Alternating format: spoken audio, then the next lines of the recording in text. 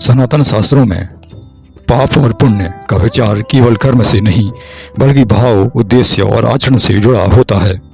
नीचे प्रमुख शास्त्रों जैसे मनुस्मृति, महाभारत, गरुड़ पुराण, विष्णु पुराण, उपनिषद, श्रीमद् भगवद गीता के आधार पर वे कार्य बताए जा रहे हैं जिनसे पाप लगता है और संचित पुण्यों का नाश होता है।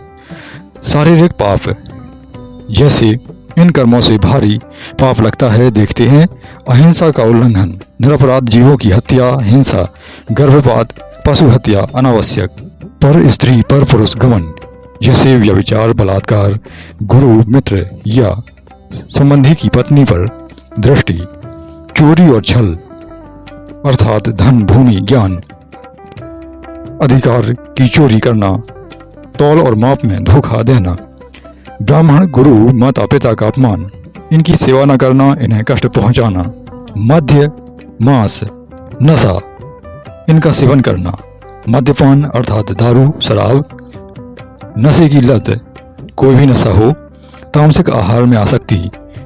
मनुस्मृति में कहा गया है कि हिंसा, चोरी, पर स्त्री गमन ये 3 महापातक हैं। वाणी पाप कर्म, वाणी से किए गए पाप भी पुण्यों का नाश करते हैं जैसे असत्य बोलना, कटुवचन, अपशब्द, गाली, निंदा, चुगली, पीठ पीछे बुराई, धर्म और शास्त्रों का उपहास, माता पिता, गुरु का अपमानजनक शब्दों से उल्लेख। महाभारत में लिखा है कटु वचन से मनुष्य अपने ही पुण्यों को जला देता है। मानसिक पाप कर्म, मन से किया गया पाप सबसे सूक्ष्म और घातक माना जाता है। दूसरों का अहित चाहना, ईर्ष्या, द्वेष, घृणा, अहंकार, घमंड, काम, क्रोध, लोभ में लिप्त रहना, ईश्वर, धर्म में अविश्वास। श्रीमद् भगवद गीता के 16वें अध्याय में लिखा है काम, क्रोध और लोभ ये 3 नरक के द्वार हैं। पुण्य का विशेष रूप से नाश करने वाले कर्म निम्न हैं। कुछ कर्म ऐसे हैं जो संचित पुण्यों को भी भस्म कर देते हैं।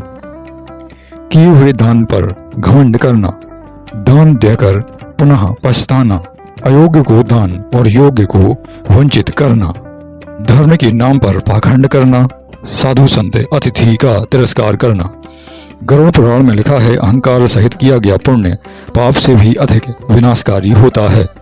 विशेष महापाप यदि देखे जाएं तो इनमें अत्यंत पुण्य नष्ट होते हैं जैसे ब्राह्मण की हत्या, शराबपान अर्थात शराब का पान करना, स्वर्ण की चोरी, गुरु पत्नी गमन, माता पिता का त्याग कर देना। क्या पाप नष्ट हो सकता है? हाँ, सनातन धर्म में प्रायश्चित का मार्ग बताया गया है जैसे सत्य बोलना, दया और करुणा, सेवा और दान, नाम जप, भगवान का नाम लेना, पश्चाताप और संकल्प, सत्संग। श्रीमद् भागवत में कहा गया है कि जो भगवान का नाम लेता है उसका पाप अग्नि में तृण के समान जलकर नष्ट हो जाता है। सारांश यदि देखा जाए तो पाप का मूल अहंकार, काम, क्रोध और लोभ है। पुण्य की रक्षक सत्य, दया, विनय, सेवा और भक्ति है।